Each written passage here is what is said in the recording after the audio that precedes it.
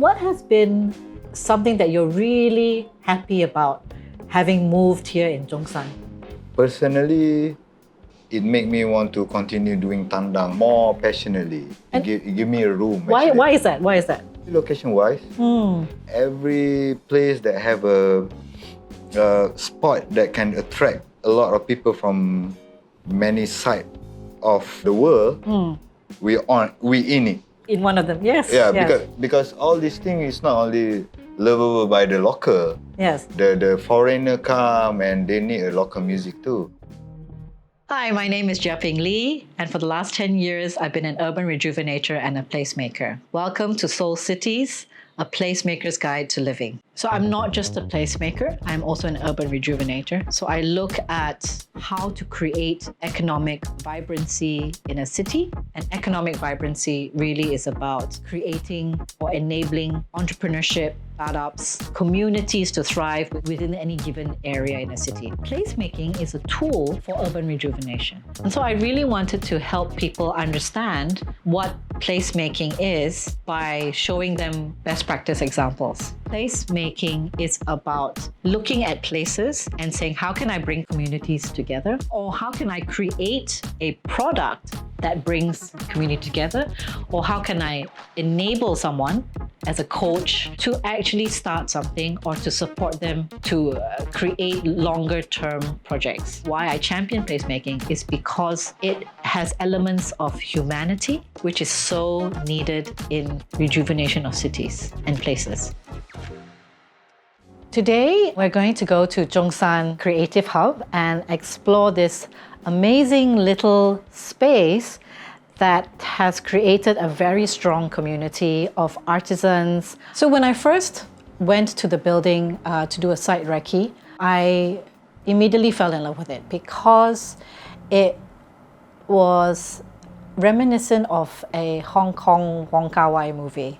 You know, the scene that, you go in and there are warrens and there are little, boxes of rooms. And so I love discovering things, and I love warrens because they hold such promise of discovery. Right? And Zhongshan just had that magic for me. The building was owned by Rob's family. They were given the building to take care of, and mainly the family just wanted to rent it out. So what Rob and Liza wanted, however, was something a bit more exciting. And so they decided to create an inclusive community space within the building. So the Zhongshan project was introduced to me by my former boss, which was Encik Hamdan Abdul Majid, who is the executive director of Think City. And so they came to us to see whether we could help with providing seed funding for the rejuvenation of the building, the restoration of the building, and as well as also funding some of the businesses within the building. And I think for them, for Rob and Liza, it's not just about the money. It is about keeping that whole spirit of community and goodwill intact. Today, we're talking to 3 key members of the Zhongshan community, each with their own unique journey that brought them here. First up is Liza, one of the co-founders of Zhongshan. Before this, Liza was a core member of Valentine Willie Fine Art from 2008 to 2012. Valentine Willie Fine Art was a gallery famous for highlighting the best in Southeast Asian art. Next, there's Wan, and Wan's journey to Zhongshan was serendipitous. His previous store location was unfortunately going to be demolished to make way for a highway project. So Wan needed a space as soon as possible. Lastly, we have Tommy. Tommy had opened a very successful bakery in Jalan Ipoh, and he was burnt out. He needed to find his passion again. These incredible individuals have stories filled with emotion and personal struggle, promising to reveal how they've navigated these hardships to find belonging and to build a community in Zhongshan. So, we came and have a look what was the state, but we have been coming. Yeah. He might just park there. But we can call him, right, to say, Or you can shout at him. I don't. "Hi Liza, Hello. Thank you for doing this. Could you introduce yourself to us and the audience?" Okay, so my name is Liza, and I've been one of the co-founders of the Zhongshan Building. I'm currently managing the space as well. So yeah, that's what I do here. Right. So I hear that it's got a fascinating history. So can you tell us a bit about the history of Zhongshan Building? Okay, the name came because it was scripted in the building. Because there was the Zhongshan Association here, and they used to welcome all these people who came from Zhongshan in China. My mother-in-law tells me there was an accountant, a tailor, and they had their own business here, which was a butcher, Lee's Frozen. They used to work here and they lived here. And we believe the building was probably built in the 60s. In the 60s, right? Yes. So tell me what led to the regeneration of Zhongshan Building.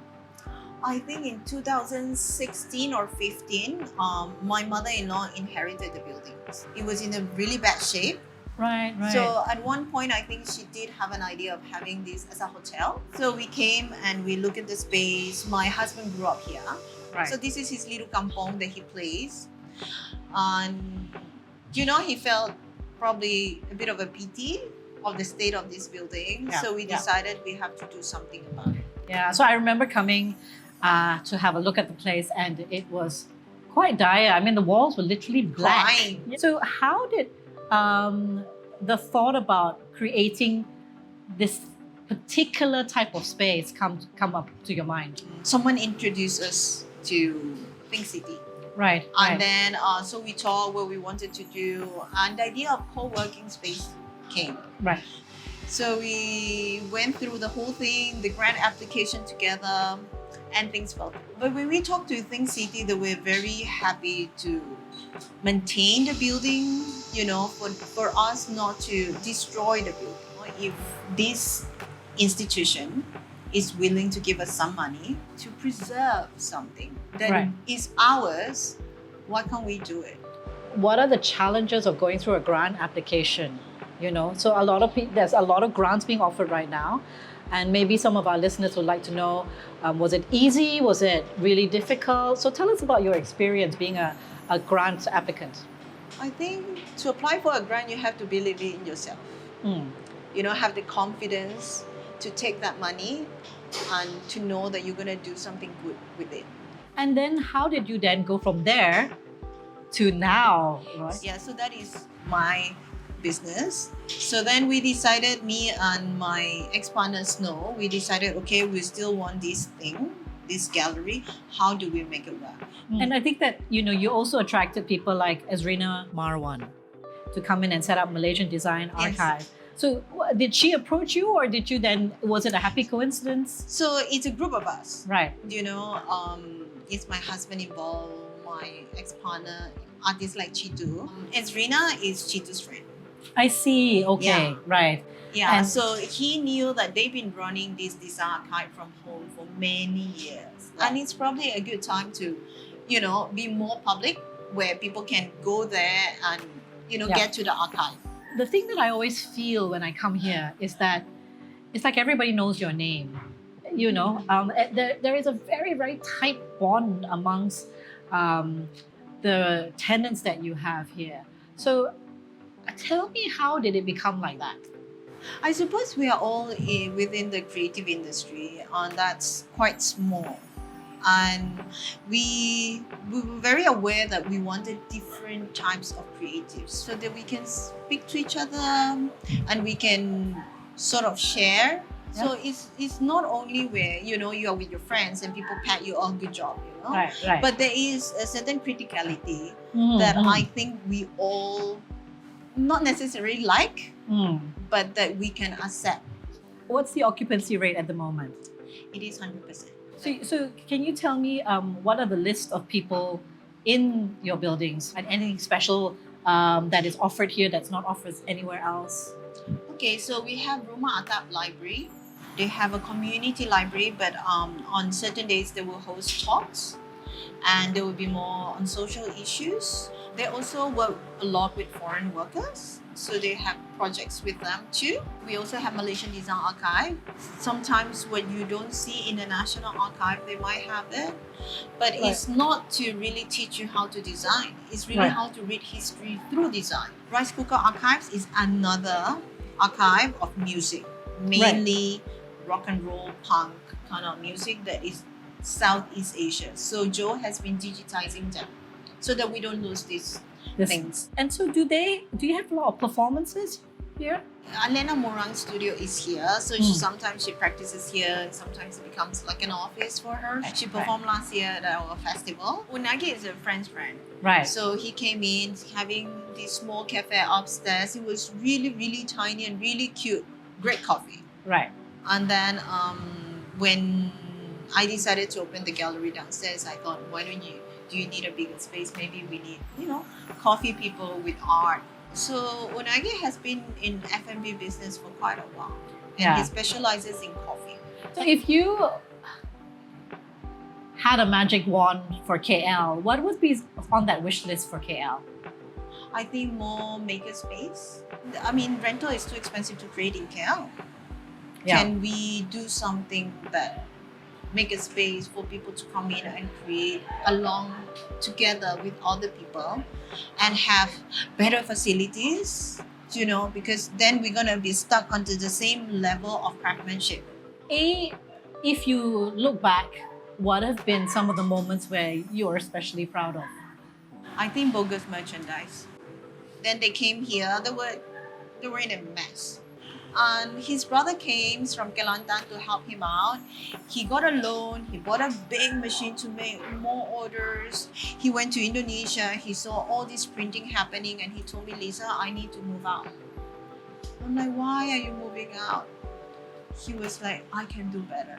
Oh. Better in the sense that I saw what Indonesians are doing. We have better paper. We have better ink. We have better everything. Why are we not doing better? Yeah. So he decided to consolidate his workshop with his retail and home to one place in Cheras. And he's doing well? He's doing well. Oh.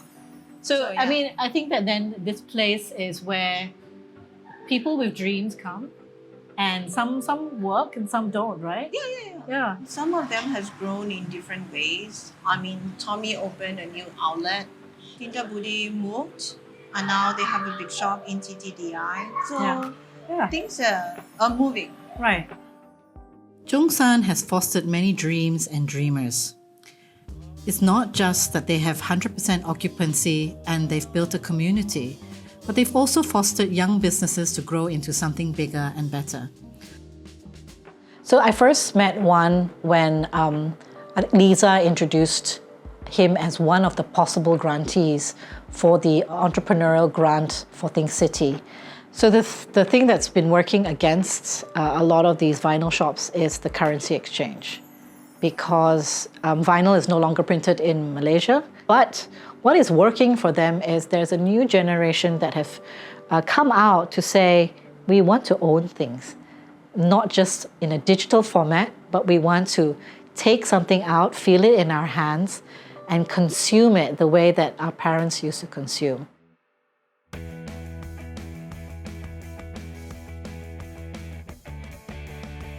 Hi, Juan. Hi. Thank you so much for doing this. Would you like to just introduce yourselves to the audience? My name is Juan. I run a Tandang Records store with my friend Alap. So why did you want to set up a store like this? So start from 2017, we've been thinking about expanding our business.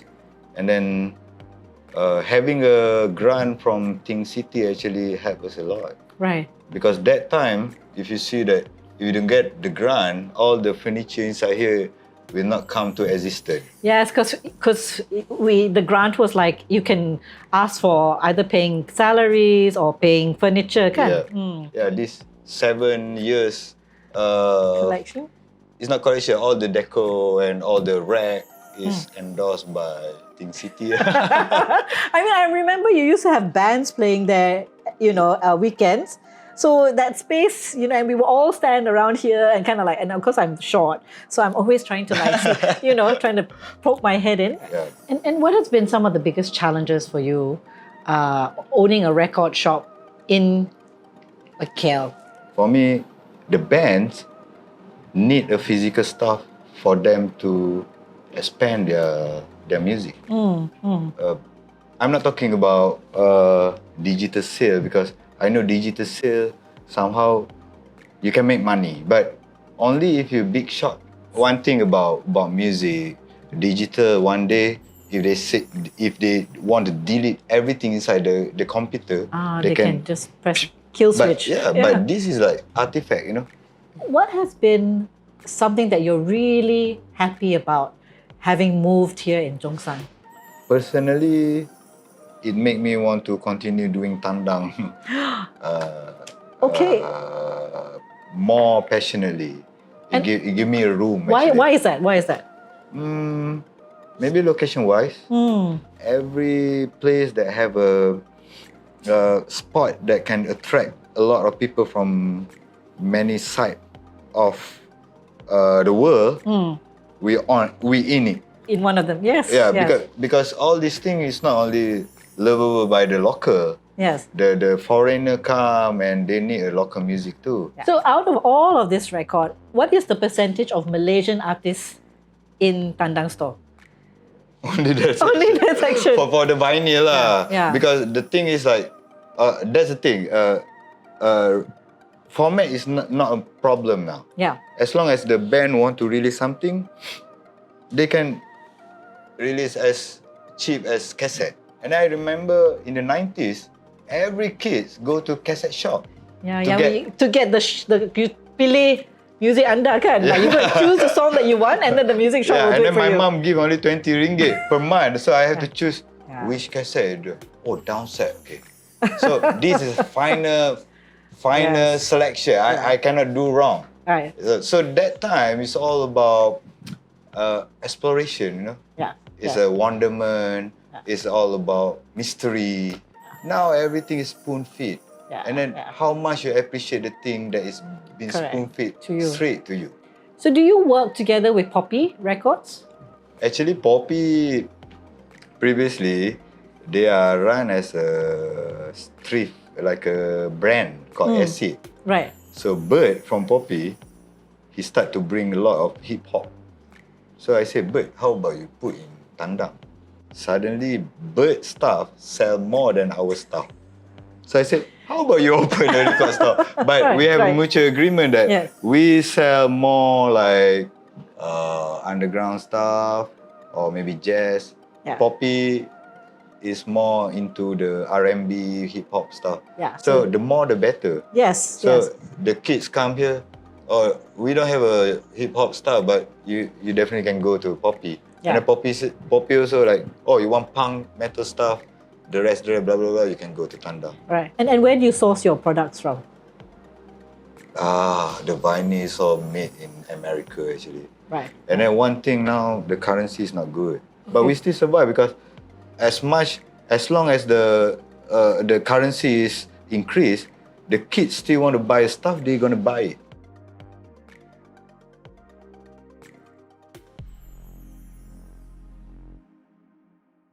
Tommy Lee is an amazing character. He's so full of life. He was the first person to introduce sourdough in a big way to KL Lights. So Tommy has also supported the community through giving back in terms of, he has a diverse workforce. Some of them are hard of hearing and some of them might be from disadvantaged communities. So a lot of his staff are recruited with that in mind.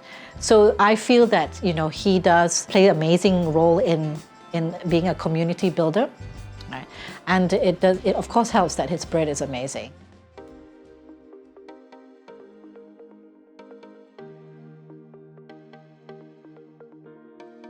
Hey Tommy. Hi Jia-Ping. Thank you for being part of Soul Cities. Welcome. Can you tell me a bit about yourself? Well, I am from KL and I have been a baker for almost 20 over years. 20 over years? Yes. So how did you get to a life moment where you decided I'm going to bake?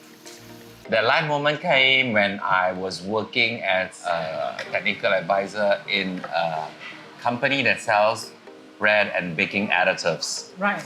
And it's from there that I realized there is actually no real bread. Right. So I decided to take this as an avocation to tell myself, okay, why don't I bring back those bread that I used to eat in France and how it was made to show people this real bread lah. The journey was a bit quite emotional. Okay. Because I have never lived in Malaysia since I left when I was 7. I remember you had a lovely little bakery in Jalan Ipoh. Yeah. So tell me, how did that happen? Well, that happened when my dad had a cancer and he needed to be rehabilitated. So I offered him to be rehabilitated in my house. So during my moments of like, I need to get a breather or something, sometimes I would take the local transport, the bus, and then I just go down Jalan Ipoh, and then I found a flour mill. So when I saw the flour mill, I was intrigued. So I came down from the bus and I walked into the flour mill and I said, "What are you milling?" Yeah. And then they said, "Atta." Right. I said, I don't know what is atta. Right. So they was like, so they showed me the bag. It's a bag of wheat. It says Australian whole wheat. Right. So I was like, oh, you're milling wheat. And I took the wheat flour home and then I started to stir and make bread out of it. And one day I just successfully made a culture, which is a sourdough starter culture. And then I uses this to make a regular piece of bread. Right. So when my father moved on and passed away, I have decided that I told myself I'm not going back to the corporate world. Right. So I decided to open a bakery and just right below my house. So his bakery became one of the most successful bakeries in Kuala Lumpur, and he started, I think I can accredit you with being the person who set out this whole sourdough phenomenon in Malaysia. So tell me, I think that we had a conversation in Jalan Ipoh where you said, I've built it up, it's really successful, and now I'm burnt out and I really need time out to myself. Tell me a bit about that journey and what happened after that. During my burnout period of the time, it was a very scary moment. I just suddenly shuts down. So I don't know what I want. And finally I decided to tell myself, and I said, well, since I don't know what I want, how about what I do not want?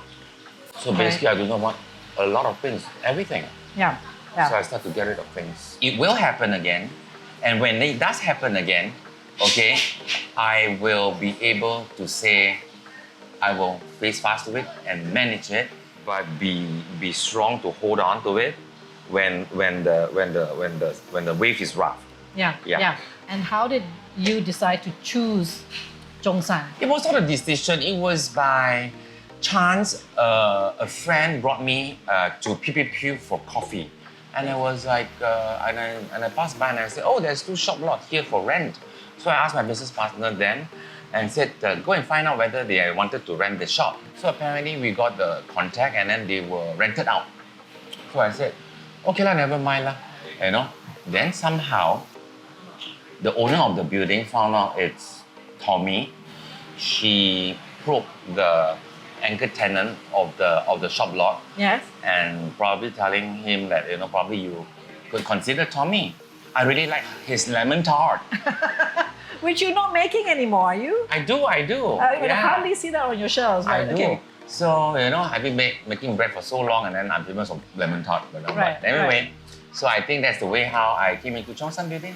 So it was the lemon tart that did it, right? Yeah. Okay, all right. So and it's been how long since you've been here? Since 2017. Yeah. Wow. So you've gone through a pandemic. Yes. With this building, and what has been some of the key success moments of being here? For me, I am occupying a space that is no frontage. I'm occupying a space that is at the corner of the building in a courtyard, and I have no signages. Right. You see? And the key success of this time here, it's people smell the aroma of the bread and they follow to this Building, place, this building. Yeah. And then very, very organically, people will keep things to themselves by not being too loud about it, that kind of thing.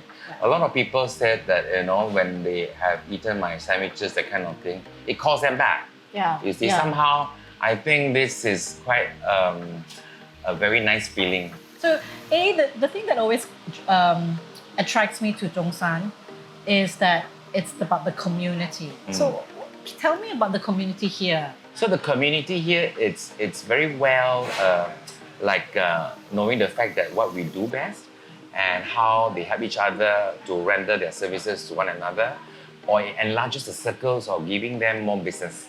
So by word of mouth, things start to evolve around people, and then I know people, you know people, I don't know your people, but eventually they heard about me from you. Yeah. You know, so it's very well planned in the sense whereby I would say like-minded. I said people that have professional skills to have a place to be working in the same building. Right. So when are we having another karaoke night?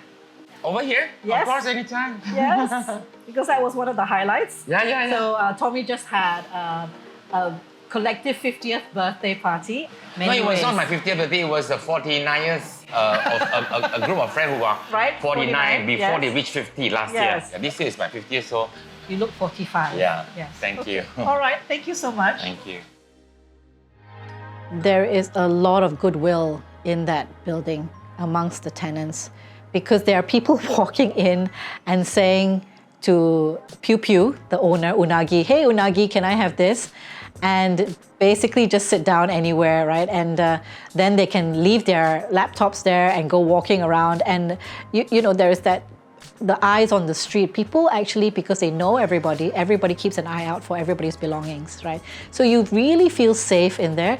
What happened was, I think that there was a lot of mentoring by Liza, as well as other people interacting with them, that really helped them, you know, think about how they could grow towards the next step of their business.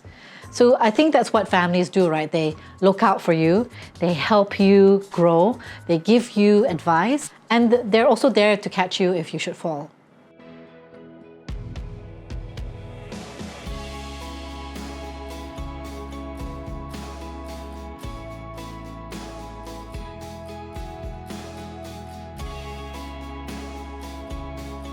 I think Chinese communities always, they don't think about themselves, they think about, you know, the next generation, right? Okay. So what are your thoughts on that? For the next generation. For you, yes, and your kids? I mean, I try to bring them over all the time, because here you can experience different things. Like there was one time my kid went to Tandang and started listening to some, like, I don't know what kind of music. But at least he knows it exists. And then he comes to the gallery, he knows how to behave in a gallery. He doesn't understand it. Right. But that's fine. But he does ask questions. Oh, that's lovely. Yeah. That's a lovely so that's story. what Yes. I want. That's all. Yeah. They don't have to be in it, but they have to know that there is an alternative scene and why it exists. And I think we need a lot more of that in KL, right? Yeah.